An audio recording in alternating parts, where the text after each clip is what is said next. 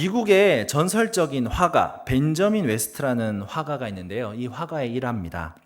어린 시절에 그는 어머니가 외출한 사이 집안을 엉망으로 만들면서 그림을 그리려다가 그만 온 바닥에 커다란 우유병을 쏟고 말았습니다. 돌아온 어머니가 마주한 광경은 아수라장 그 자체였죠. 보통 부모라면은 그 광경을 보면 어땠을까요?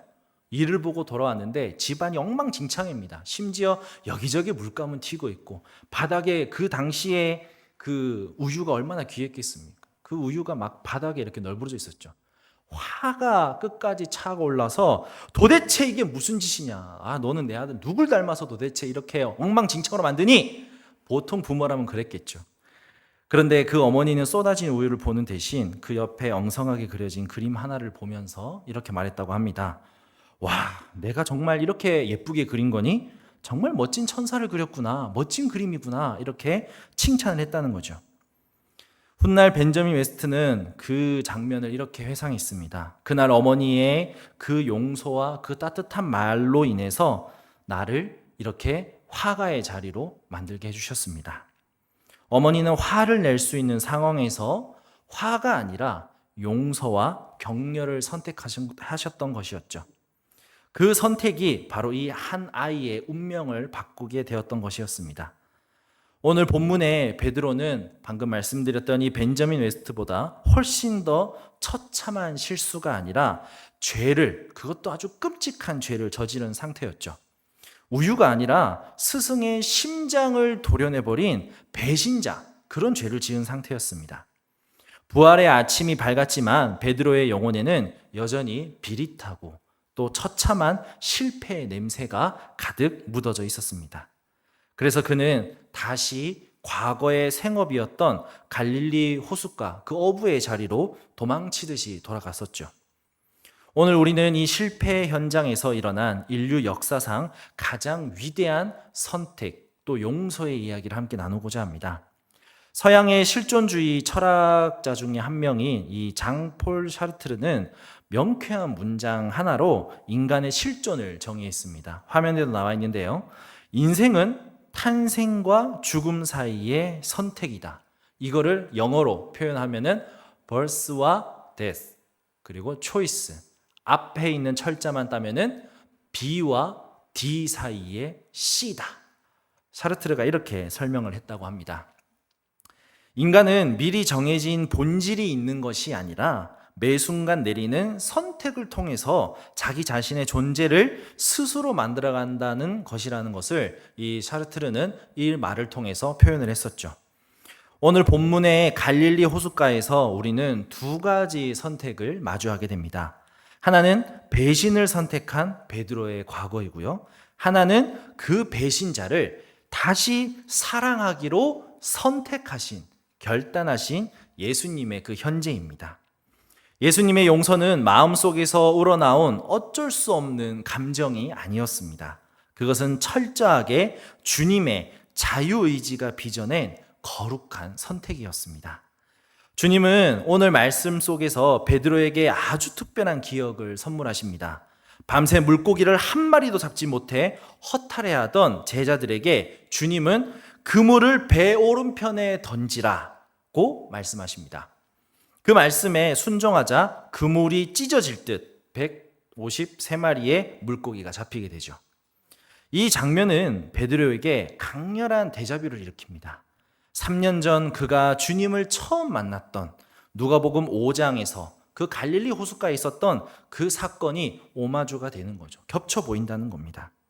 그때도 밤새 헛수고를 했던 베드로에게 주님은 깊은 데로 가서 그물을 던지라고 하셨고 엄청나게 많은 그 물고기를 잡게 하신 뒤에 사람을 낚는 어부로 베드로를 부르셨습니다. 주님은 지금 베드로가 가장 비참하게 무너져 있는 그 갈릴리 호수에서 그가 처음 가졌던 열정과 소명을 이 물고기라는 기억장치를 통해 복원하고 계셨던 것이었죠. 심리학에서는 이를 기억의 재공고화 혹은 서사적 정체성의 회복이라는 관점으로 설명을 합니다. 과거의 아픈 실패가 각인된 장소와 상황 속에서 주님은 정반대의 긍정적인 경험을 입혀주셨던 것입니다. 밤새 헛수고했던 좌절의 기억 위에 그물이 찢어질 듯한 풍성함을 덧칠하심으로 베드로의 뇌에 기록된 실패의 이 시나리오를 지우시고 소명과 희망의 시나리오를 다시 쓰신 것이죠. 주님은 베드로를 정죄할 권리가 있으셨습니다. 그리고 그를 과감하게 버릴 수도 있는, 포기할 수 있는 그 자유도 있으셨습니다.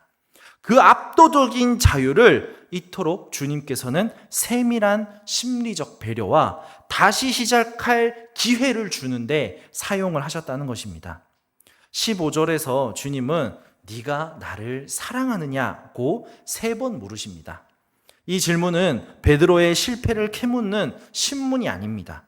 주님이 먼저 베드로를 용서하시기로 선택하셨음을 보여주는 아가페의 선포이자 주님이 우리에게 보여주신 참된 자유의지의 모습입니다. 여기서 우리는 이 자유의지에 대해서 질문을 이렇게 해볼 수 있습니다. 나의 자유의지로 예수님과 같은 선택을 하라고 얘기를 하는데 주님의 뜻에 매여서 하는 선택이 과연 진정한 자유의지라고 말할 수 있는가라는 질문이죠. 이에 대해서 어거스틴은 인간의 자유를 2가지로 구분하며 설명합니다. 죄에 매여 죄만 지을 수밖에 없는 상태가 부자유라는 것이죠. 그리고 그게 부자유라면은 하나님의 은혜 안에서 선을 선택할 수 있게 된 상태가 참된 자유라고 어거스틴은 설명하고 있습니다. 즉, 내 본능과 혈기대로 복수하고 미워하는 것은 자유가 아니라 죄의 노예가 된 상태라는 것입니다. 오히려 내 안에 분노를 거두고 주님의 사랑을 선택하는 것이야말로 죄의 권세를 끊어낸 인간이 누릴 수 있는 가장 고귀한 자유의지의 승리라고 볼 수가 있는 것이죠. 주님의 선택을 기억하며 우리도 사랑을 선택할 때 비로소 우리는 죄의 종이 아니라 주님의 동역자로서 온전한 자유를 누릴 수 있게 된다는 것입니다. 주님의 이 위대한 선택은요, 베드로를 단순히 과거에서 구원하는 데 그치지 않습니다. 내 양을 먹이라, 그리고 내 양을 치라.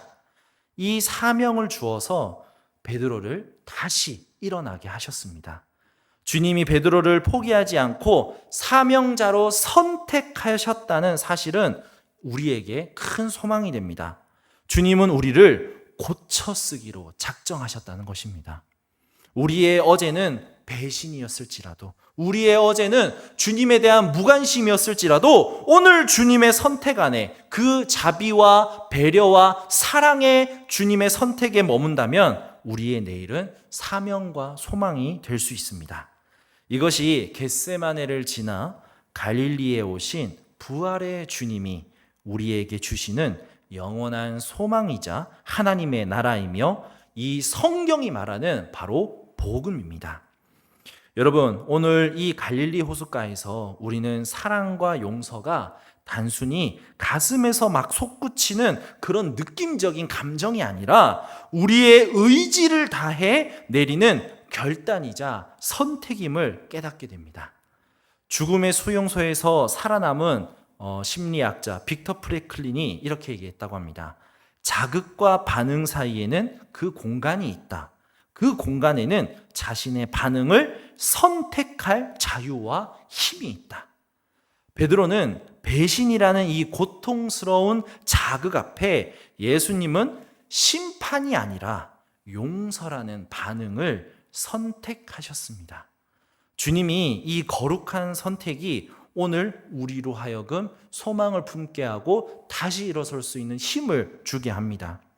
이제 여러분, 주님께서 갈릴리 호숫가에서 베드로에게 용서하기로 선택하시고 그의 기억을 과거에 얽매이게 하는 게 아니라 지금 현재를 살아가게 할 수 있는 소망으로 뒤덮게 하셨듯이 오늘 이 자리에 있는 저와 여러분들에게 동일한 은혜를 베푸실 줄로 믿습니다.